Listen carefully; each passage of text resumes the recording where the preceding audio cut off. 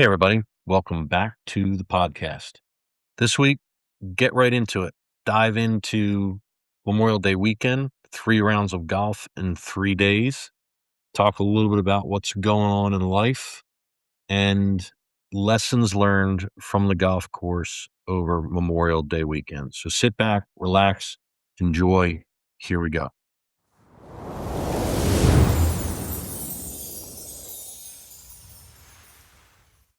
I'm more and more convinced every week that there's a state of mind you have to be on the golf course to have any chance at success. You just can't carry stress onto the course. You've got to be present for each shot.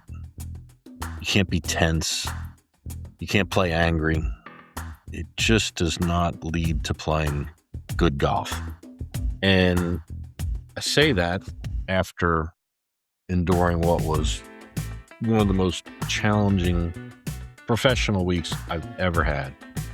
But the one thing I kept thinking about as I moved through the week was that there was a 3-day weekend ahead, and I was going to get out and play golf on Saturday, Sunday, and Monday, hopefully, weather permitting. And it's really what kept me going. So on Saturday, got out to the course for an early tee time. It's 3 of us, myself, Jason, and Al. And I've continued to battle back pain, which has now become lower back and left hip pain. And I could feel it as I walked out onto the course. But I also feel like I can manage it. And in some ways, it keeps me under control, keeps me from overswinging, from trying to just kill the golf ball. And that's not a bad thing. So I got off to a good start on Saturday, par over the first 2 holes. And then just as we were finishing up on 2, my cell phone rang. And got a phone call from someone that told me that we're having some problems at work and just wanted to make me aware of what was going on.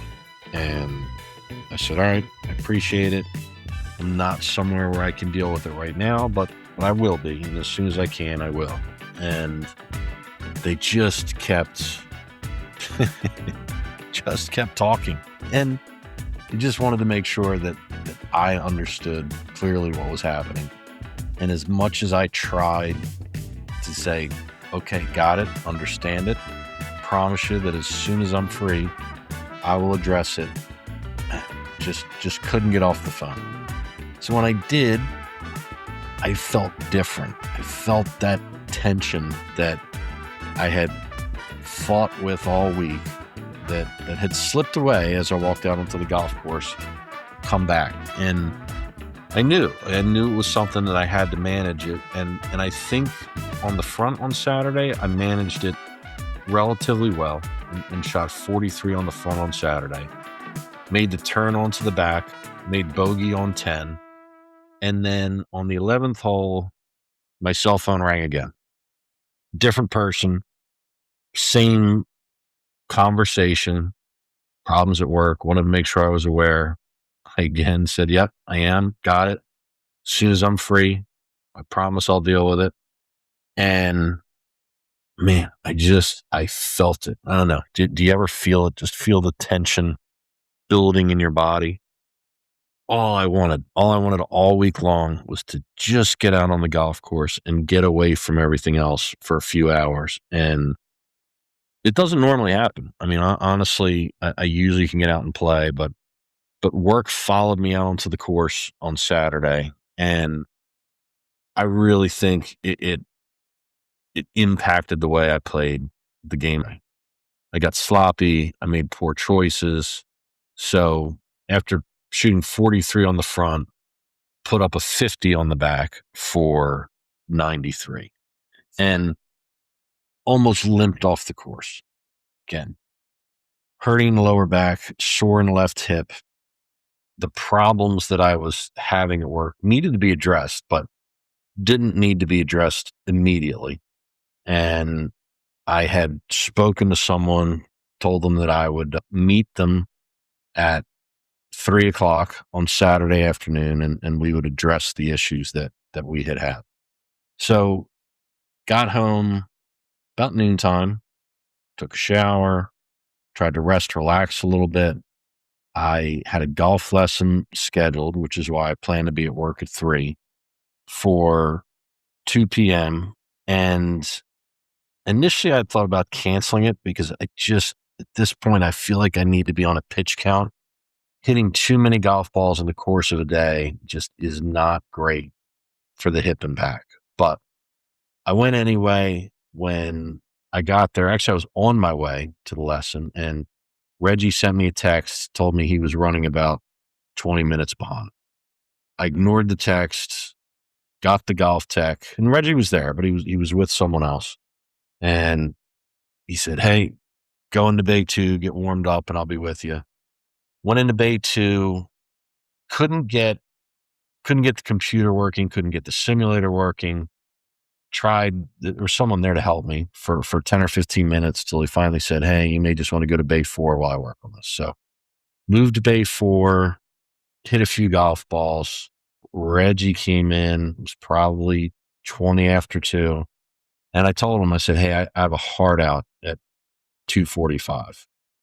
And he's like, "Okay, that's fine. We can work with that." So we worked a little bit on really hitting the target line, which is something I do need to work on. It's something I struggle with. But I got to tell you, like my mind just was not in the lesson. Again, it's carrying that stress into something else, not being able to put it out of your mind, not being able to be present in the moment. And it really turned out to be one of the worst golf lessons that I've had. And a piece of that is me. It's on me 100% because I carried things into the lesson that put me in a headspace where I was just prepared to learn. Add to that I've been thinking about going into it, that I don't think I've made any real progress with my golf lessons since probably November of last year. And I did an episode probably a month ago, 6 weeks ago, where I talked about having to sit down with Reggie, talking about that, coming up with a new plan. And while that was great, I just don't think it's working. And I knew that going in. And it's funny, it was right around 2:45. It was probably 2:43. And I kept looking at my phone because I needed to leave at 2:45. And he's like, "All right, let's just hit one good one." And I couldn't. Every shot was 10. And I said, "All right, that's it." And he's like, No, we're not leaving on that note. Here, how's the hybrid? Hit the hybrid. Another terrible shot. Here, hit the sandwich. Another terrible shot. And finally, I was like, "Look, man, that's it. I got to go. I appreciate it." But the frustration was boiling over, and I'm not sure that may have been the last Golftec lesson. And when I say that, I'm paid up for another, I don't know, 7 or 8 hour-long lessons. And I just don't know if I can do it again because I don't think it's helping my golf game. So left Golftec, went to work, spent another 4 hours at work on Saturday afternoon before heading home. Yeah, not the day that I had hoped that it would be, but got some sleep. Sunday morning rolled around. Tee time was a little later on Sunday than it was on Saturday. So it gave me time to stretch, try and get ready to go to the course. It was just Jason and I on Sunday. We got paired up with 2 guys that we hadn't met before. I think it was their first time playing Oriole. And on the first tee, we both set target scores. Jason said his goal was to shoot 74. And I said, "All right, that's fair. My goal will be to shoot 84. And I promised myself that the mistakes that I had made on Saturday out of frustration, I was not going to make on Sunday. I was going to make good decisions. I was going to play good golf. I was going to keep the ball in play. And I was going to go out there and put up a good score on Sunday." And it started pretty well. Over the first few holes, I alternated bogeys and pars, going par on 1, bogey on 2, par on 3, bogey on 4, par on 5, bogey on 6, and then pars on 7 and 8. As we finished up 8, it started to rain, which wasn't expecting. Wasn't the weather wasn't calling for rain on Sunday morning, but that's Florida. Like it happens sometimes. So when we got to the 9th tee box, we sat in the cart for a little while, waited for the rain to pass. And I hadn't really been paying that close attention to my score. I've been keying the numbers into the Gin app, and I knew I was playing okay golf, but when I keyed in the 8th hole, I paused and looked at it and saw that I was 3 over through 8, which meant that a par on 9 would allow me to shoot 39 on the front, which would be the best front 9 I've ever had out at Oriole, and would put me on that kind of pace that I needed to break 80. So we hung out 5 minutes maybe. The rain passed, and then we teed off. And on the 9th tee, I hit, and this hasn't happened. So I'll back up and say that the driver was not great on Saturday, and it hadn't been great on Sunday. I was keeping the ball in play, but as good as I've been hitting driver over the past month or so, it just was not there this weekend. And I do think that a piece of that is the back and hip issues that I've been having. So 9th hole's a par 5. The drive, you have to cover a little bit of water, and into the green, you've got to cover water. It's almost always 3 shots to the green. So the 8th fairway is to the right of the 9th fairway.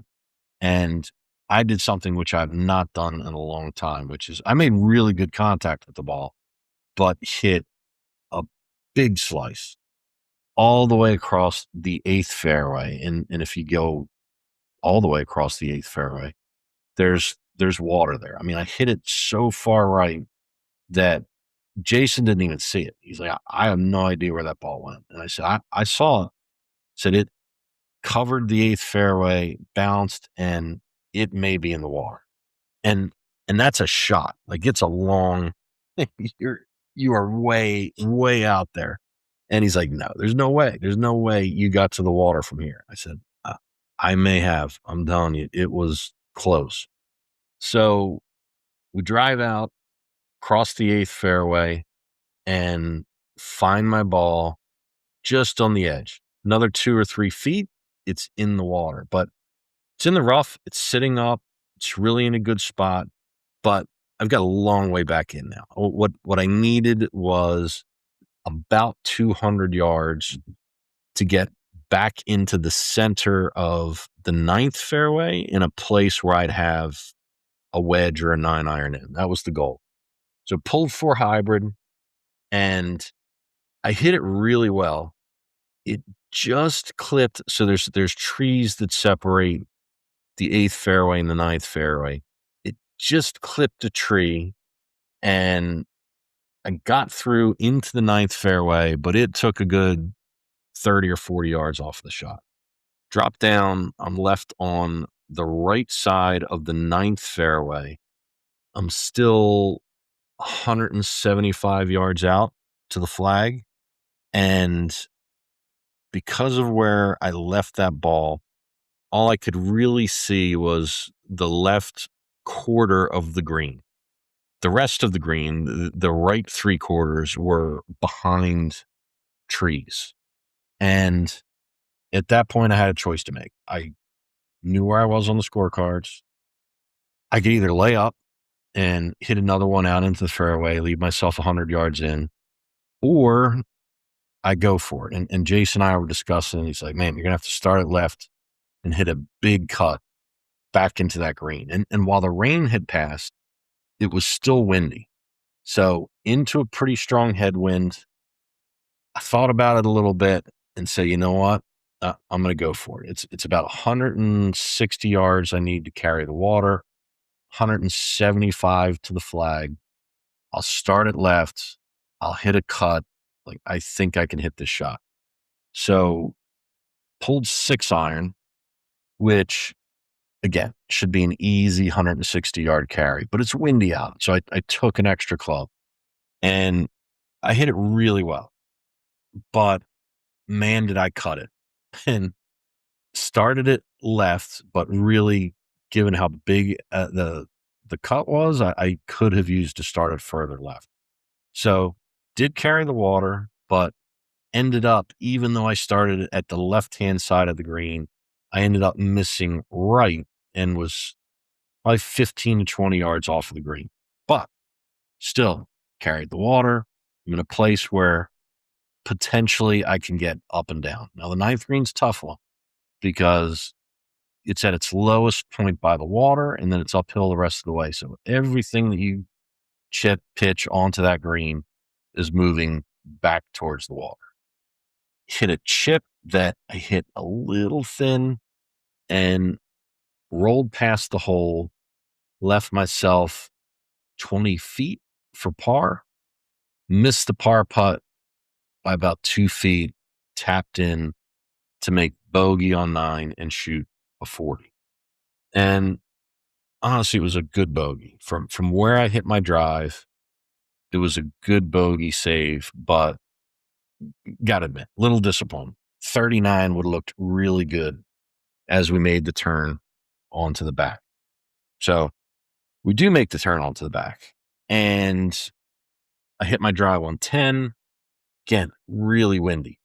It got up in the air, just kind of ballooned up there and didn't go anywhere. Came back down, still had 200 yards into the green. Hit again a really good 3-wood that left a little right of the green, but I just wasn't hitting greens and was making bogey. So bogey on 10, bogey on 11, get to 12, which is par 5, dogleg right, potential trouble left and trouble right off the tee box.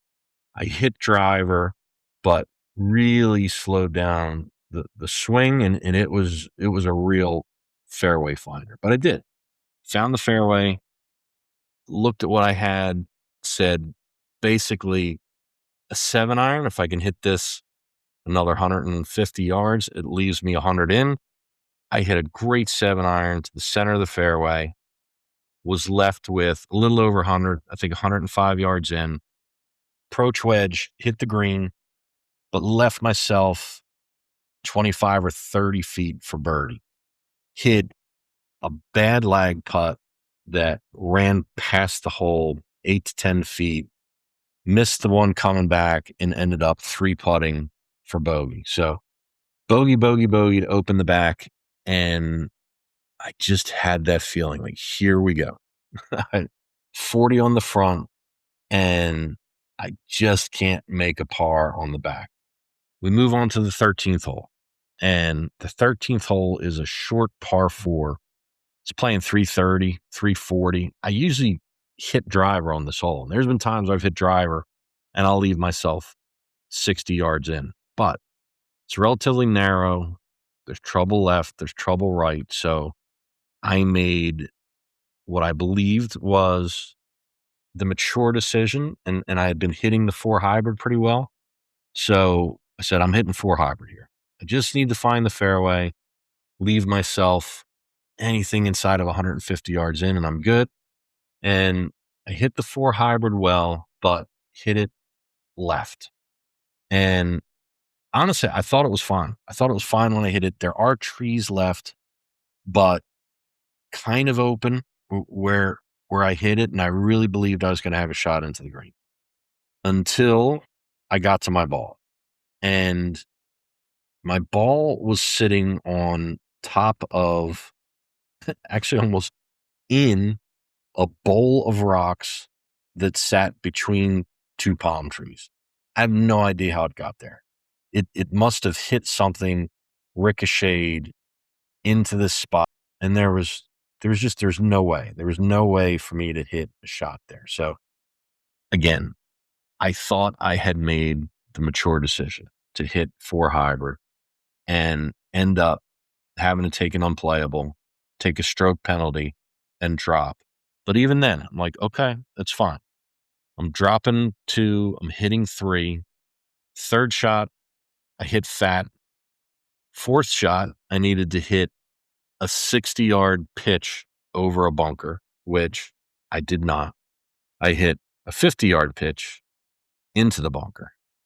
Next shot, I got out of the bunker, but thin, well beyond where the flag was.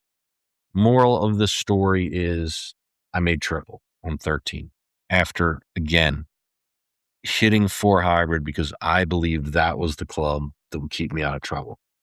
We move on to 14. 14, I've talked about in great length, is a par 3. It's rated the easiest hole in the course. The challenge is it's a small green. You can't go long because you got 10 or 15 yards behind it. And if you miss there, you're in the street. And then in front, there's a bunker front left and a bunker front right. There is space between them, but you've got to be really accurate. So I mentioned in the last podcast that I'm averaging almost a double bogey on the shortest part. It's a pitching wedge, almost always. So we get there. It was playing about 114 yards, and I pulled approach wedge, hit a nice shot between the bunkers onto the green, just missed a birdie putt, tapped in for par, but that was a win on a hole that has been terrorizing me. Make a bogey on 15. We go to 16, which is my favorite par 3 on the course. Again, a lot of wind. Pushed my tee shot right. I think it was playing 158. Missed the green right. I've been there before. It's not a terrible place to chip from, but I caught my chip a little thin, pushed it way past the hole, and picked a bad time for another 3-putt and made double on 16. Move on to 17, which is par 5. I played a good hole there. Hit the fairway, hit the green, 2 putts for par on 17. Move on to 18. I hit a drive that was just a little right, but far enough right that between myself and the green was a pretty big tree that I had to decide to either go over or try and hit a cut around. I believed I was far enough back to go over it, had about 150 yards in, hit a 7-iron that I smoked. I mean, got all of it. But as it rose up over the tree, it hit, I don't even think it hit a branch. I think it hit a few leaves that took a little bit of the steam out of it. And I came up 10 feet short of the green. Chipped onto the green, was not a great chip shot, ran it past the hole 15 feet, missed a downhill putt for par, tapped in for bogey for a 46 on the back and an 86 on the day. So, look, 86 is the best round of golf, the best number I've put up in a while. So that's a positive. And I should leave it at that because really it's a positive. I just I go back and I think about hitting that 4 hybrid, doing again what I thought was the safe thing to ensure that I wouldn't put up a big number. And it's the only triple I put up on the day. And I put it up on a hole where I felt like I was taking danger out of the equation by hitting 4 hybrid. Coulda, woulda, shoulda. That's just the way it went. So 7 greens in regulation, 32 putts. Unfortunately, I did have a couple of 3 putts on Sunday, both on the back. And hey, at least I didn't shoot 90. I'm disappointed in the 46 on the back. This seems to be my just kind of the way I'm playing golf right now is I put up a better front 9 than back 9. And I don't know. I felt like I stayed in a pretty good mindset all day. Even with 40 on the front, I wasn't really feeling the pressure, just thinking about hitting one shot at a time. And I hit some good shots on the back. I just, again, the 2-3 putts hurt. And man, that triple on 13, how I would love to have that back. But it's an 86. there were certainly opportunities there to go lower. So as I record this, it is Sunday evening. I will be back out on the course early tomorrow morning, off day for Memorial Day, and we'll see if we can do better. So 2 rounds down, 1 to go on Memorial Day weekend, and headed back out to the Oriole early Monday morning, 7:07 tee time. Got to the course right around 6:45. Walked into the clubhouse, greeted by George, who said, "Hey, if you guys are ready to go, you can get out there as a twosome before the other twosome shows up. There's nobody out ahead of you." And I said, "All right, you don't have to tell me twice." Got the key to the cart, drove the cart up to the chipping green, picked up Jason, went directly to the first tee, which isn't ideal. Would love to have the opportunity to warm up a little bit, hit some putts, hit some chips, hit some pitches, but didn't work out. So swung the orange whip 3 or 4 times, said, "All right, let's go. I'm ready." And off we went on the first tee. Absolutely beautiful morning. We won't get that many more of them in South Florida before the heat just takes over. So what a great morning it was. Hit actually a really good ball off the first tee. Second shot, not great. Hit a 4 hybrid, a little thin, but still left me in position on the par 5 to get on in 3, but was probably 30 feet from the hole. Little right to left break, but downhill. And this is where not hitting the putting green at all before we started came back to haunt me. Hit it a little too hard, pushed it by the hole about 10 feet, missed the putt coming back up the hill, started with a 3-putt bogey. And while on Sunday, I had started by alternating pars and bogeys, on Monday, I started by alternating bogeys and doubles. So bogey on 1, double on 2, bogey on 3, double on 4, bogey on 5, double on 6. And I felt like I was hitting the ball pretty well.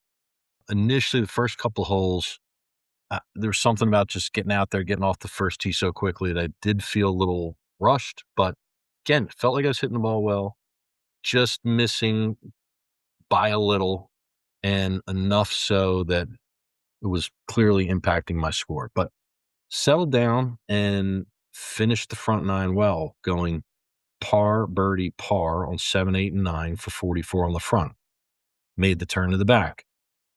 Par on 10, bogey on 11, par on 12. I get to 13, which is the hole that I had discussed on Sunday, where I used the 4 hybrid to try to stay out of trouble, and decided, nope, not doing that again on Monday. I'm going to hit driver here. And amazingly enough, I hit driver on almost exactly the same line as I had hit 4 hybrid the day before. Left into the trees. At least I didn't finish with a triple on Monday. It was a bogey on 13, bogey on 14, bogey on 15, par on 16, bogey on 17, par on 18 for a 41 on the back and an 85 on Monday. So my best back 9 in quite a while. That was a nice thing. And a stroke better than Sunday. 86 on Sunday, 85 on Monday. Certainly the best 2 back-to-back rounds of golf that I've had in quite a while. We finished the round in, I think it was about 2.5 hours. There's nobody out ahead of you, and you're just playing as a twosome. We blew through it, and I was home by 10 o'clock in the morning. But I think that will be my last round of golf for the month of May. I expect a busy work week coming up. Saturday will not be able to play golf. So that's it. But a good way to end the month of May. Gives me some confidence going into June that I can find my way back into the 80s more regularly and start finding rounds in the low 80s where I do have a shot at breaking 80, putting up a 79. The one story I did forget to tell about the Sunday round of golf, and I mentioned that Jason and I were paired up with two other golfers, hadn't played with them before. I don't think they were from the area. I would guess that they were 40s, and both kind of playing different levels of golf. One of the guys clearly had been out on a golf course before, swung out of his shoes at pretty much everything, and he lost a bunch of balls, sprayed the ball all over the place. When he made contact, he hit it really well. But he just, man, he was going for it on every shot. His partner, I'm not sure how many times he had played golf, but looked like a newer golfer to me and really struggled on occasion to make contact with the ball. The tee shots, there are quite a few where full swing missed the ball entirely, or full swing dribbled it off the tee. The same thing out on the course. When he did make contact, he was certainly spraying them around. But I think the two of them had a good time. And there were a couple of holes where he picked up, where he didn't want to slow down the group.